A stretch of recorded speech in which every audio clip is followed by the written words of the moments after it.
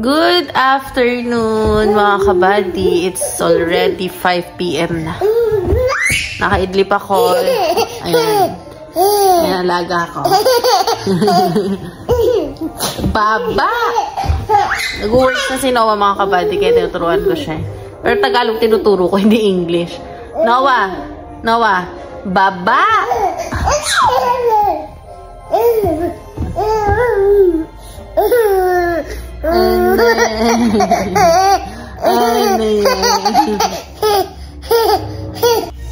Tuwing. So, ito mga kabady, ang workstation ko mali. Baliktad. Nilipat ko siya. Sinacharge ko yung headphone ko. Yan. Lipat ko siya dyan mga kabady. Meron akong, nakapatay kasi ito sa gabi. Yung lights ko. Kaya itong magiging lights ko sa gabi. May lights na. May fan pa. So, turn off lang natin. Ano pa to? Ayusin pa namin ito mga kabady. Kasi, aray ko! Aray ko, ano to? Ano to, Noah? Kasi, possible akong bumili ulit ng laptop. MacBook. Kasi, kailangan ko ng dalawa. Kasi yung isa, may work akong i-grab ulit mga kabady. Ibang time naman siya, tsaka full time din siya. So, sayang kasi. Maganda yung work na ganito mga kabady kasi bahay ka lang naman. And then, magdadagdag pa ako ng isang screen or monitor para dito. Extension. So, ayan. Hala, tinanggal mo! Yari ka ba ya?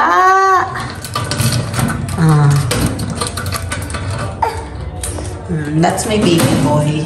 Si Marcos, si Macy, at si Amara nasa Taguig. And then, kami lang ni Noah, tinanggal lang yung higaan namin. Yung toys niya. Tapos, nag-play din ako ng TV.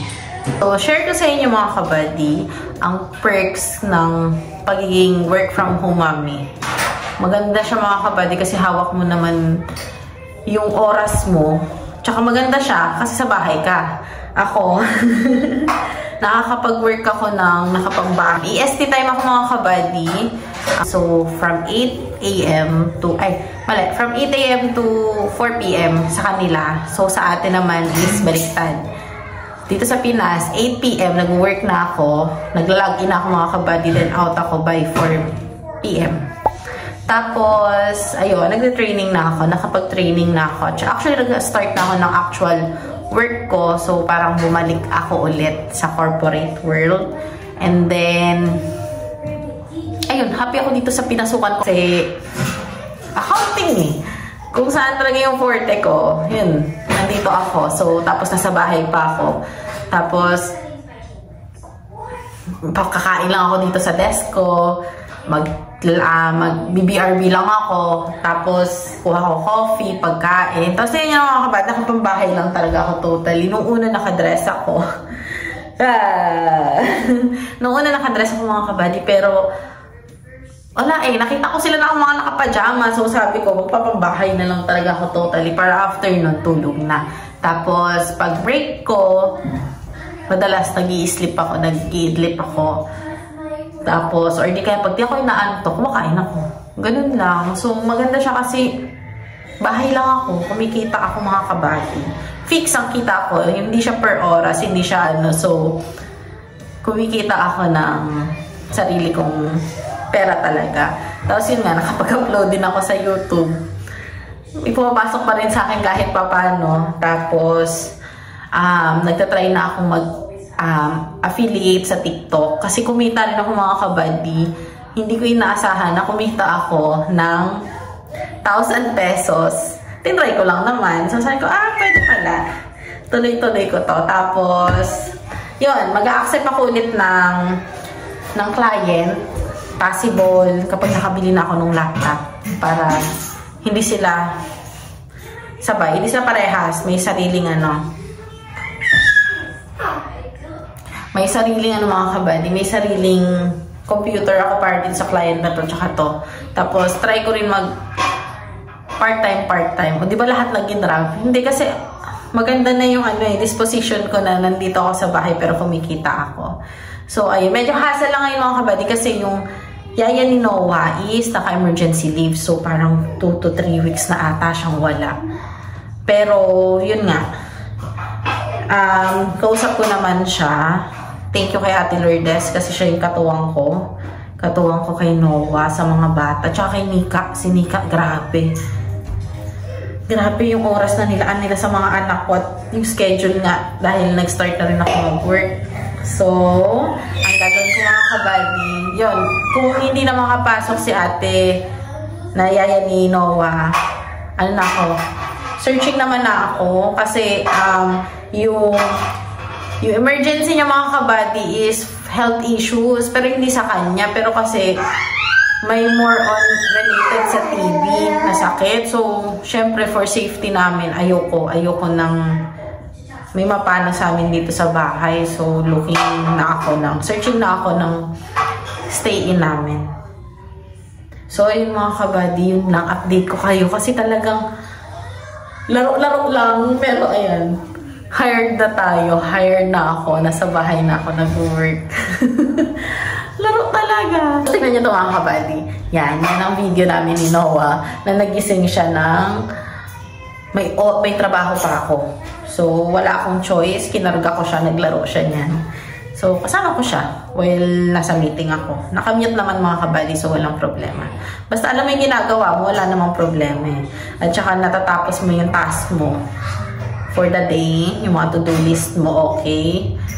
Wala kang nakapending. Maganda, maayos. At saka nakakatuwa kasi bahay nga talaga ako mga kabady. Bahay. Basta may internet ka, may wifi ka, basta may internet ka, may laptop ka, and then yung skills mo at saka yung knowledge mo dito sa field na to, kayang-kaya. Sabi ko nga sa sarili, try ko nga. Kasi, nakakaburo yung na since 2019, nasa bahay lang ako. Tapos, kumikita naman mga kabady, pero iba pa rin na napapractice mo talaga mismo yung pinag-aralan mo. Ngayon, eto. So, working ako, kumikita.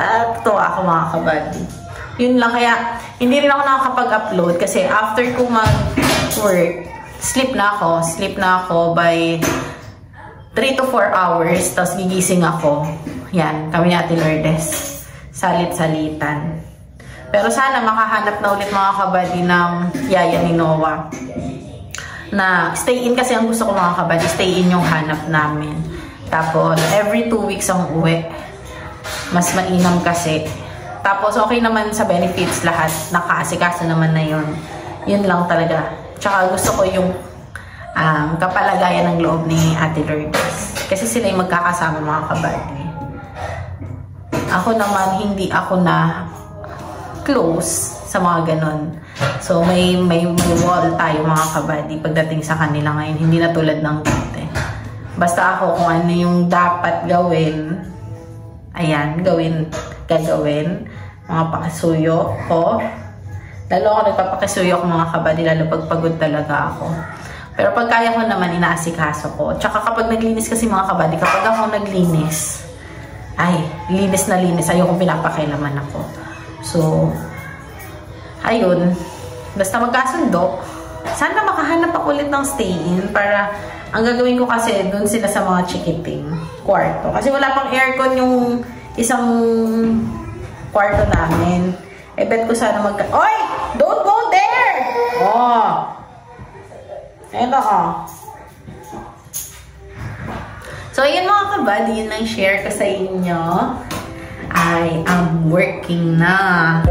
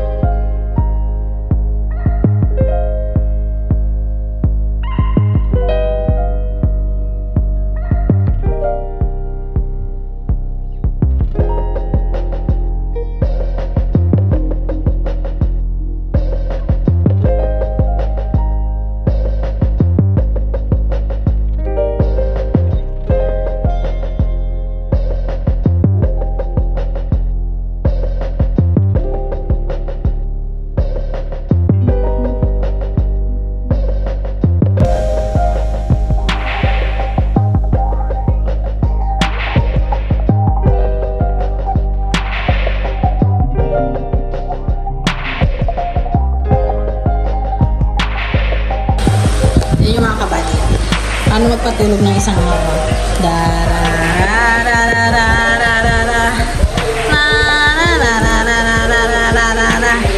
Tulog na ang ayaw mo. No. No.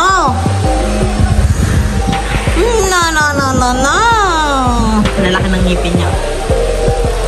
May ugay kasi siyang gusto. Pero antok na yan, tapos tatayo yan kasi may camera.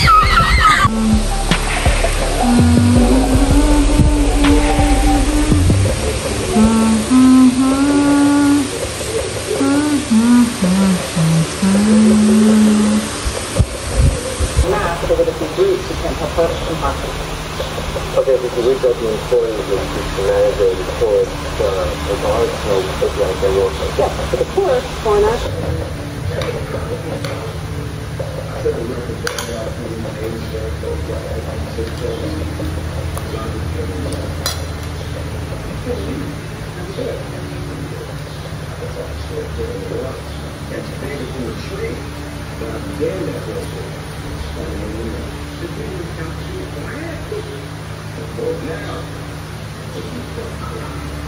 When the baby is tulog, mommy will eat.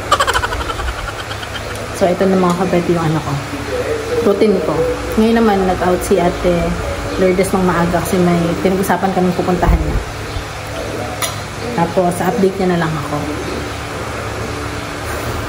Ito routine namin. Nagising kami alas 12. Kasi pinatulog ko siya ulit. Sinabayan ko. Tapos, linis naman na yung bahay kasi nilinis na ni Ate Lourdes. So, ako mamaya na ako maliligo kapag papasok na ako. Mga 6 p.m. So, si Noah, dito muna kami kasi mabuburyong siya sa loob. Pag gising niya, maglalaro siya. Pag bored na siya, merienda na siya, pasok na kami sa loob. So, ganun lang routine namin mga kabay. So, here's my ulam. Adobong baboy. Tapos, pinalagyan ko ng itlog kay Ate Lourdes. So, ayan. And then, nood ako TV.